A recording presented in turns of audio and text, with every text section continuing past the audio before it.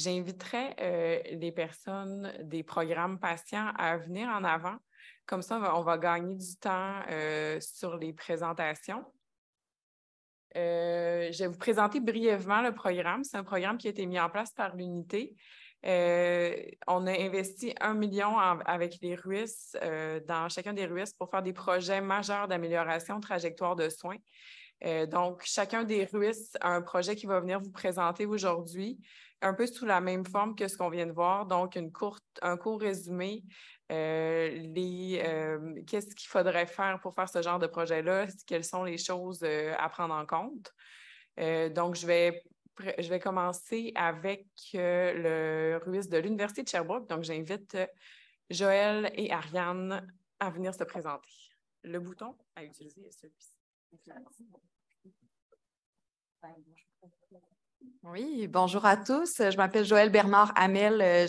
J'interviens dans le projet d'Ariane Girard à titre de patiente partenaire. Donc, Ariane est professeure-chercheur à l'Université de Sherbrooke. Elle a dit ici. On vous présente l'intégration des conditions propices à l'adoption des bonnes pratiques auprès des personnes qui vivent avec un TMC, d'où le nom du projet Soutien TMC pour troubles mentaux courants. Donc, le soutien à l'amélioration des pratiques et la trajectoire de service avec des troubles mentaux courants, c'est l'objectif finalement du projet.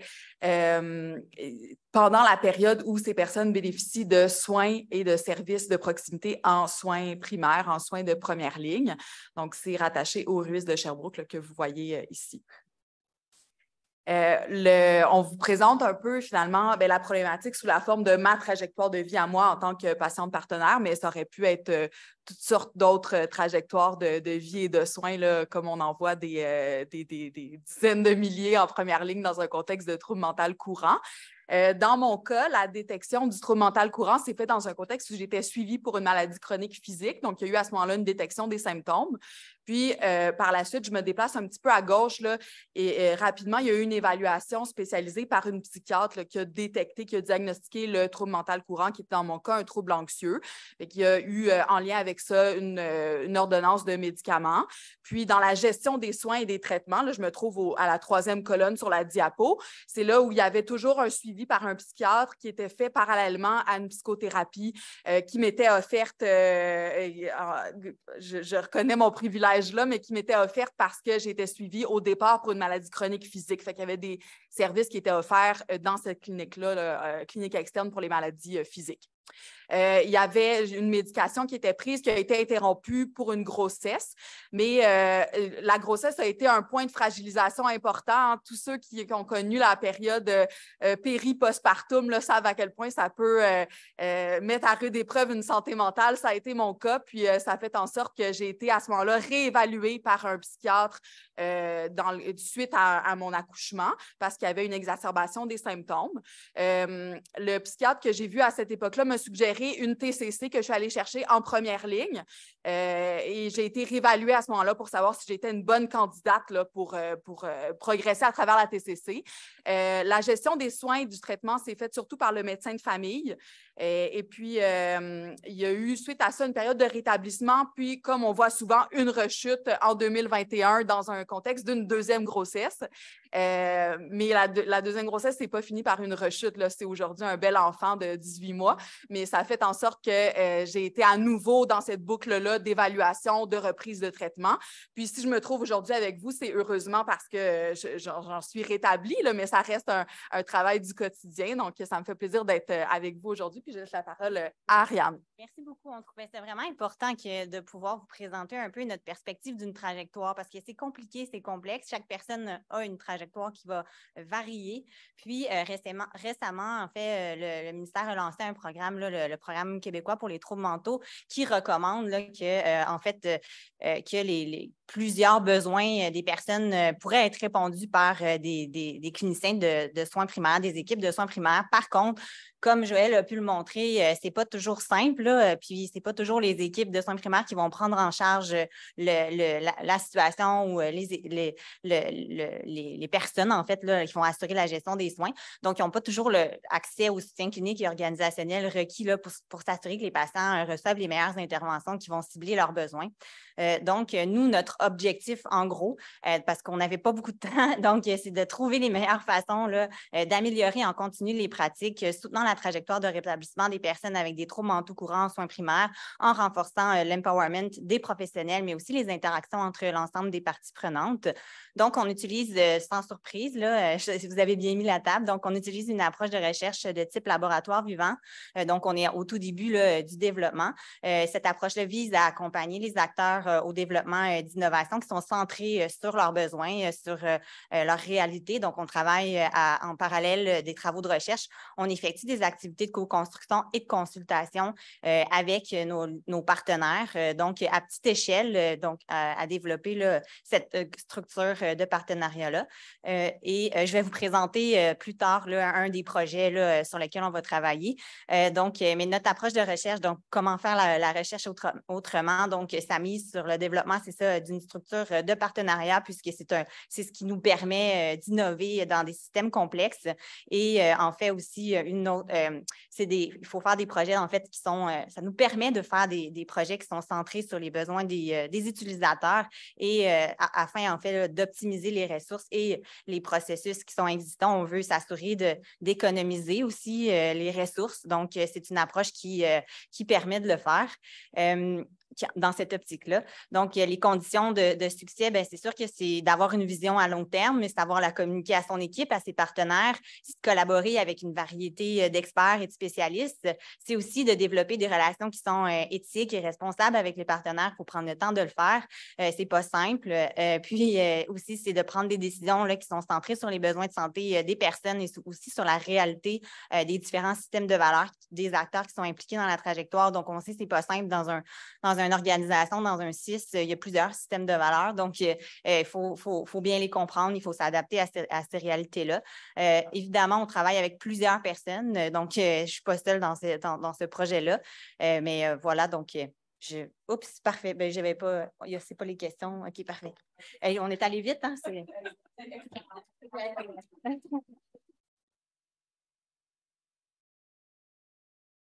Alors, je vais inviter Marie-Thérèse à venir présenter avec Clara. Donc, le bouton pour avancer, c'est celui qui fonctionne. Il fonctionne peut-être. On va le mettre à l'épreuve. Vas-y. Oui. Bonjour. Donc, moi, mon nom, c'est Clara Dallaire. Je suis ici, en fait, à titre de patiente partenaire et co-directrice de l'équipe SSR-UIS de l'Université de Montréal avec Marie-Thérèse, que je vais laisser se présenter et commencer. Êtes-vous encore capable? Mon expertise en communication me fait dire qu'après autant de présentations en rafale, c'est difficile de maintenir l'attention. Alors, si vous avez besoin de bouger, n'hésitez pas. Donc, Marie-Thérèse Hussier, médecin de famille et co-directrice de l'unité, pas de l'unité soutien, excuse-moi, du système de santé apprenant UIS Université de Montréal. Puis, j'ai le plaisir de travailler avec les personnes qui sont à l'écran. J'ai aussi le plaisir de vous dire que les personnes qui sont nommées à l'écran et qui font partie de notre belle équipe ont revisé la présentation qu'on vous présente aujourd'hui, puis ont contribué à son contenu, même si la présentation est très rapide. Donc, la trajectoire que nous, on a visée à l'Université de Montréal, voilà, encore un autre beau graphique complexe pour vous ce matin. Alors, la priorité de notre UIS Université de Montréal était une priorité de première ligne, il faut le dire. Et puis, on a décidé après avoir consulté nos partenaires, on a décidé de cibler les personnes, nos concitoyens qui sont sans médecin de famille et qui ont de la difficulté à accéder à des soins de première ligne. Et comme vous savez, le gouvernement du Québec a mis en place, le ministère de la Santé, un guichet d'accès à la première ligne au cours de la dernière année. Et puis, on s'est intéressé à la trajectoire de soins vécue par les patients orphelins qui ont maintenant accès à un service et comment ils cheminent à l'intérieur de ce service-là. Donc, il y a un numéro 811, option 3, si vous ne le savez pas, puis si vous n'avez pas de médecin de famille, c'est une façon d'accéder à un service de première ligne qui est pertinent et approprié au moment où vous en avez besoin. Alors, je vous passe la complexité, mais on arrive au 811, option 3. Votre appel est filtré par une agente administrative qui, d'entrée de jeu, enjeu peut vous orienter vers un service, mais si, selon les algorithmes, on juge que c'est un problème de santé qui mérite une évaluation, il y a une infirmière clinicienne qui est au poste pour évaluer votre besoin et, là encore, vous orienter vers le service dont vous avez besoin. Et à ce moment-là, on va vous offrir un rendez-vous avec un médecin de famille ou un autre professionnel de la santé. Alors, tout ça pour éviter, évidemment, des visites à l'urgence inappropriées ou pas nécessaires. Clara, oups, oui. Oh, ça va bien. Donc, comme les présentations de ce matin, c'est très rapide au GAP. Quand on arrive à avoir un rendez-vous, ça dure à peu près 10 minutes. Donc, l'idée là-dedans, dans notre projet, en fait, c'est beaucoup de soutenir la préparation du patient pour cette consultation-là, qui est une consultation quand même assez rapide.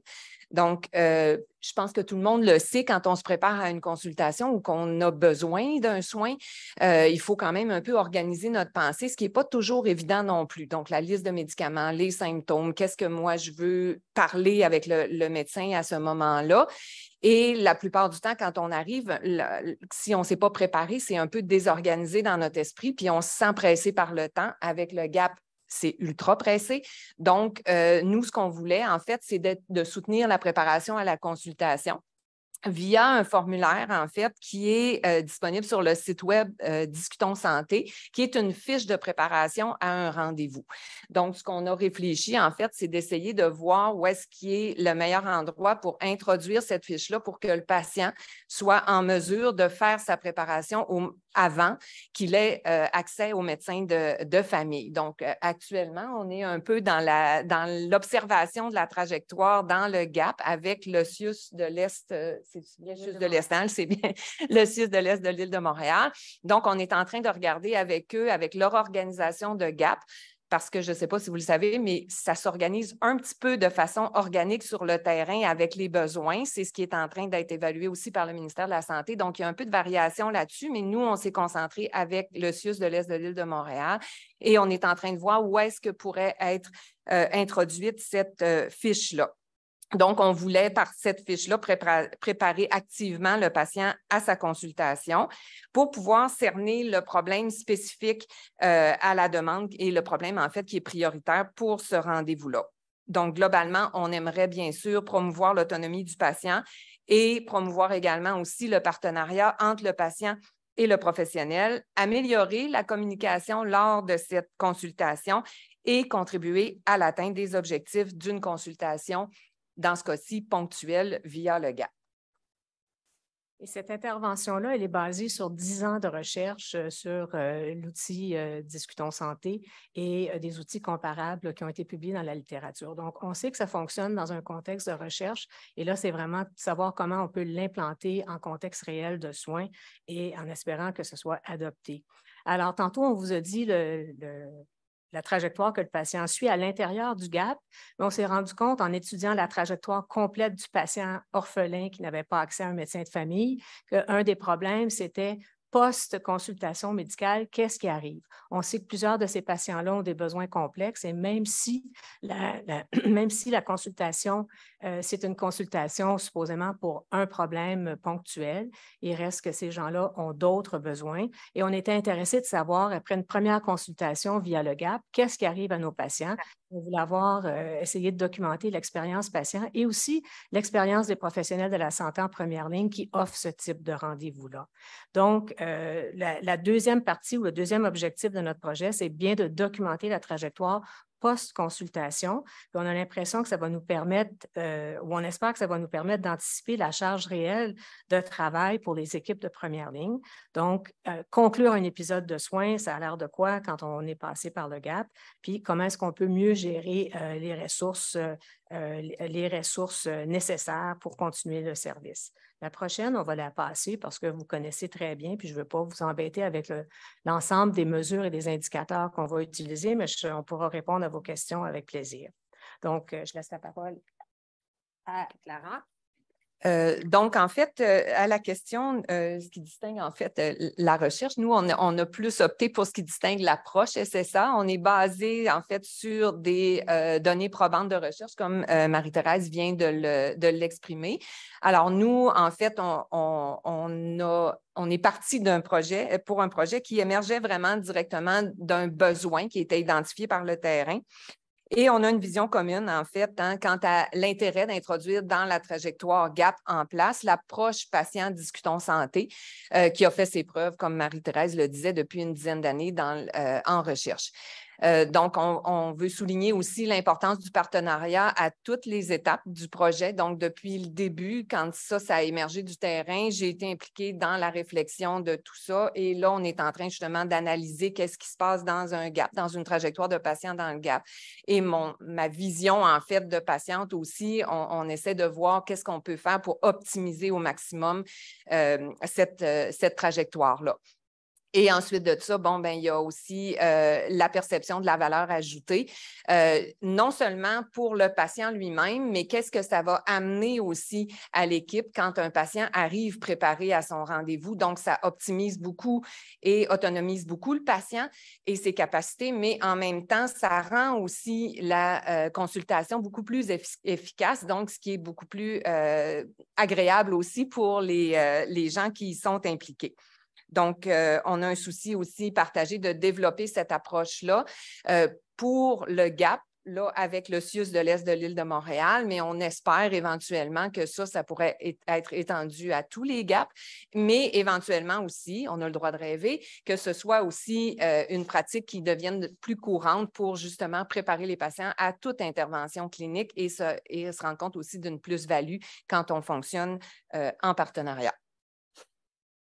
Et je termine avec les conditions de succès, finalement, qui sont très semblables à ce qui vous a déjà été dit. Donc, on va aller rapidement. Je pense que le choix de l'équipe terrain, décider avec qui on travaille, c'est vraiment majeur. On a connu nous-mêmes au niveau de notre propre équipe un départ qui a été un peu difficile, mais là, tout va bien. L'importance, les gens l'ont dit avant nous, les rôles et les tâches des membres de chacun, des gens qui proviennent du terrain, des gens qui viennent du profil plus académique, comment ces rôles-là doivent être bien définis. Nos mécanismes de communication et de collaboration, je n'élaborerai pas là-dessus. Puis l'ouverture, vraiment de travailler avec une équipe de part et d'autre qui a une ouverture à l'arrivée de nouveaux membres qui ont des perspectives différentes, comme une personne a dit avant nous, puis vraiment la capacité réelle du milieu à dégager les ressources pour contribuer au succès du projet. L'ouverture de l'équipe du projet, notre gestionnaire nous disait il faut être ouvert, faire une lecture de notre environnement externe, une lecture constante de notre environnement externe. On parlait tantôt des impondérables, puis de gérer l'incertitude et de réagir rapidement. Donc, l'agilité de l'équipe est extrêmement centrale à la réussite d'un projet SSA. Puis l'ouverture aussi à... Souvent, dans les milieux, ils ont déjà des indicateurs, mais nous, on arrive du champ gauche souvent avec des nouveaux indicateurs, en particulier ceux pour le quintuple objectif. Donc, il faut que les gens soient partie prenante à cette façon de faire. Puis, évidemment, l'approche des itérations successives. On a dit tantôt que souvent, le temps de la recherche puis le temps de la clinique, c'est des temps différents. Alors ça, il y a un peu de challenge là-dedans, mais si on a une ouverture aux itérations successives et aux petits pas, c'est gagnant. Merci beaucoup. On va poursuivre avec Maude pour le RUIS de l'Université Laval. Merci. Le bouton à droite. Oui, OK, parfait. Merci. Donc, Maude Laberge, je suis co-directrice scientifique du équipe SSA RUIS Laval. Puis, je vais vous présenter le projet parrainé sur le chemin du mieux-être, soutien à la personnalisation des soins et services dans la transition. On ne m'entend pas bien. Ah! Wow! Quelle différence! Oui, je vois. Merci. Donc, sur le chemin du mieux-être, soutien à la personnalisation des soins et services dans la transition entre le domicile et l'hébergement. Ouais, c'est affiché, mais c'est quand même petit, hein? J'aurais plus appris mes diapos par cœur à avoir su. Donc, dans le fond, le projet que nous allons réaliser a été vraiment un travail de co-construction avec avec un établissement au sein du RUIS-UL. L'objectif du projet, c'est de soutenir le CIS de la Côte-Nord dans l'amélioration et l'accueil et l'accompagnement des résidents à travers la personnalisation des soins et services au travers de leur histoire et leur projet de vie. En fait, c'est les mesures 6 et 7 de la politique d'action du ministère de la Santé et des Services sociaux pour l'hébergement de longue durée. Puis l'approche qu'on a prise au RUIS-UL, ça a été vraiment en collaboration avec la direction générale du RUIS-UL pour identifier un établissement. On voulait soutenir un établissement en région dans un projet de recherche, puis sur une thématique qui était prioritaire au RUIS-UL, c'est-à-dire celle du vieillissement. Au niveau des méthodes, donc ce qu'on va faire, on va regarder, on va faire une recension des bonnes pratiques en matière d'accueil sur les milieux d'hébergement. Ça inclut revue de littérature scientifique grise. Puis notre deuxième objectif, c'est de faire un portrait de la situation au CIS Côte-Nord. Ce qu'on fait, c'est à la fois au niveau un peu plus théorique, donc quels sont les documents des processus, donc tout ce qui est disponible au niveau des documents, puis de faire des entretiens avec des parties prenantes sur le terrain. Sur les pratiques actuelles, comment ça se déroule. Il y a 11 CHSLD sur le territoire du CIS Côte-Nord. Puis, le troisième objectif, c'est de déterminer une amélioration avec des indicateurs associés pour mesurer les résultats. Donc, en fonction de ce qu'on a trouvé dans la littérature sur les meilleures pratiques et en fonction des constats sur le terrain dans les CHSLD, qu'est-ce qu'on pourrait améliorer dans les trajectoires du déroulement. Donc, la recherche autrement. Donc, je pense qu'il y a plusieurs éléments dans cette approche, je crois, du programme patient et de l'unité de soutien de ses équipes de SSA au sein de chacun des RUIS, notamment de un peu renverser les rôles dans l'initiation du projet. Je pense qu'en tant que chercheur, personnellement, puis la plupart d'entre nous, on est habitués à réfléchir à un projet par nous-mêmes, beaucoup, peut-être en discussion avec d'autres, mais beaucoup à le penser, à le conceptualiser. Et puis après, à peut-être réfléchir quels pourraient être certains utilisateurs de connaissances, etc., puis de comment faire notre déroulement. Dans ce cas-ci, on est dans la situation un peu inverse. On demande aux établissements, au terrain, quelles sont leurs priorités, sur quoi est-ce que, comment est-ce qu'on peut identifier un besoin prioritaire, un sujet sur lequel travailler ensemble. Et donc, finalement, on se retrouve comme l'équipe de recherche à être vraiment un appui, puis peut-être à apporter cette rigueur scientifique à un projet d'amélioration de la qualité dans un établissement. Donc ça, je pense que c'est vraiment une approche différente à faire la recherche. La co-construction, donc pour répondre, comme j'ai mentionné, à un besoin d'établissement.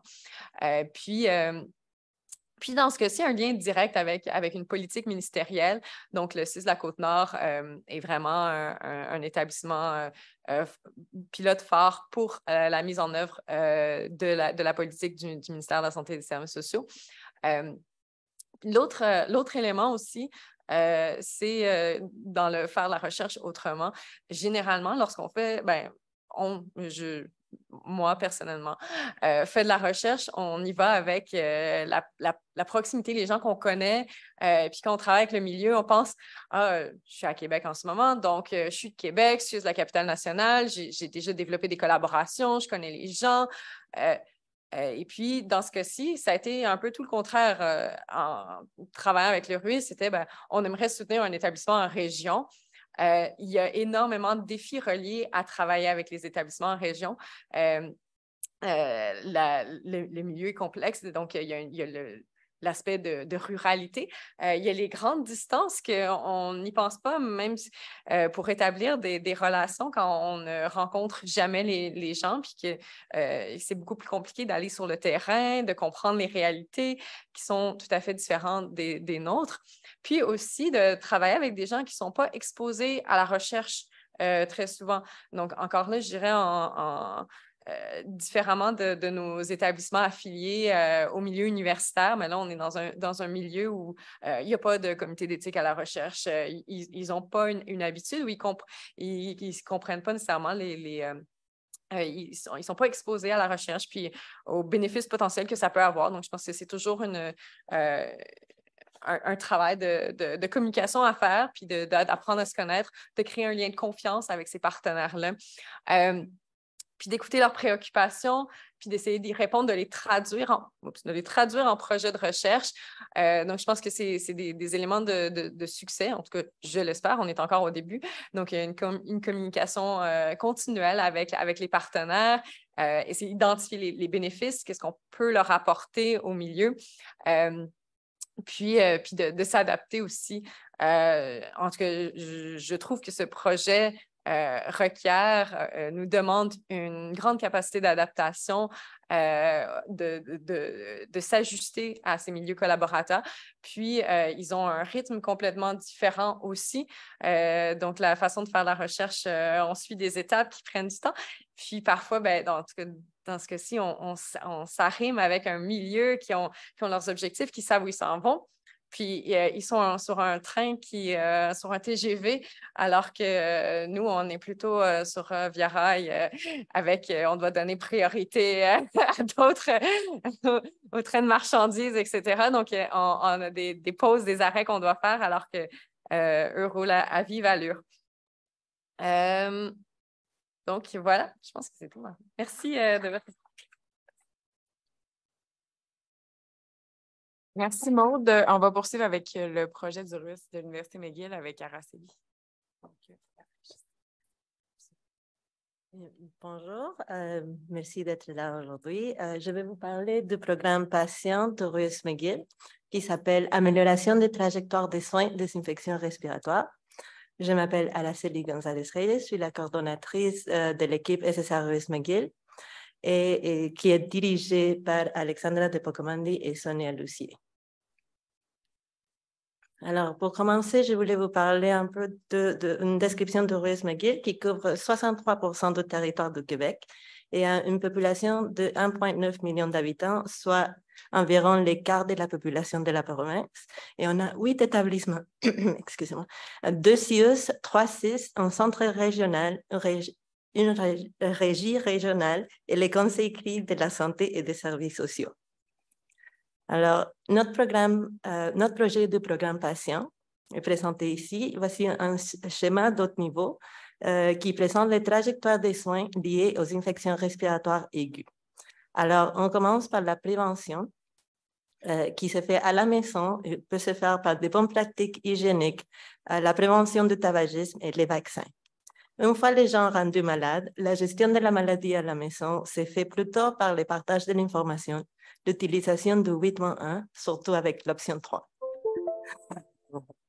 Et les outils d'autogestion, par exemple, comme ceux-ci qui ont été développés pour la pandémie de la COVID-19, qui aidaient aux gens à décider quand aller consulter ou quand ils pouvaient rester à la maison. Alors, ici, une fois rendu malade, certains d'eux qui gèrent sa maladie à la maison vont avoir besoin d'aller faire une consultation, soit dans leur clinique avec leur médecin de famille, dans une clinique sans rendez-vous ou dans les urgences des hôpitaux. Une portion de ceux qui vont consulter vont avoir besoin d'une hospitalisation. Et entre ceux, quelques-uns vont avoir besoin d'une réhabilitation avant de rentrer à la maison. Alors, pour notre projet, nous prévoyons que les enjeux et les solutions que nous allons identifier vont être concentrés surtout dans la prévention, la gestion à la maison et les consultations initiales dans les rendez-vous. Dans les sans rendez-vous, dans la clinique ou dans les urgences. Alors, nous n'anticipons pas nous impliquer au niveau des trajectoires des soins des gens nécessitant des hospitalisations. Alors, ici, la structure du système de santé apprenant. Pour notre projet, dans cette première année, dans cette première tournée de cycle apprenant, nous avons commencé une collecte des données et l'analyse d'une cartographie théorique, soit une revue de la littérature, et aussi une cartographie terrain, et des analyses quantitatives des utilisations des urgences et sans rendez-vous du CUSUM McGill. Alors, nos résultats de ces 2 cartographies seront interprétés avec tous nos partenaires, soit des patients partenaires, des cliniciens, des gestionnaires de RUIS, et on fera des groupes de discussion et des consultations délibératives en collaboration avec le RAPE McGill, qui est le réseau de recherche axé sur les pratiques de première ligne, et toutes ces consultations, surtout la partie avec les patients partenaires, est dirigée par notre codirectrice partenaire Sonia. Et une fois qu'on identifierait des solutions faisables, nous allons le mettre en œuvre en partenariat avec aussi les cliniciens et les gestionnaires impliqués. Et finalement, nous recueillerons l'avis des parties prenantes à la fin de ce premier cycle pour évaluer l'effet de l'intervention et commencer la deuxième boucle d'amélioration. Alors, nos conditions de succès à date, on est dans la première partie du projet, mais nos conditions de succès sont un vrai partenariat entre les chercheurs, les gestionnaires, les patients et les soignants. Le fait que l'amélioration des trajectoires des soins a une pertinence reconnue pour tous les partenaires, alors on travaille tous ensemble pour l'amélioration de la trajectoire. Et les objectifs du projet ont été formulés en réponse directe aux besoins du terrain, alors, au Ruiz Miguel. Les solutions vont toutes être co-construites avec toutes nos parties prenantes.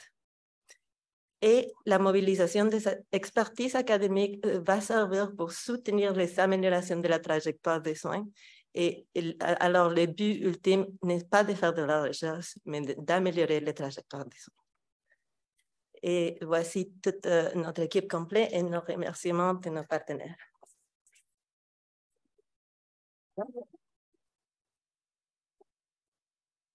Alors, je vais vous proposer de décaler la pause de 5 minutes et de prendre quelques questions pour nos personnes qui viennent de présenter le programme patient. Est-ce qu'il y a des questions dans la salle ou en ligne?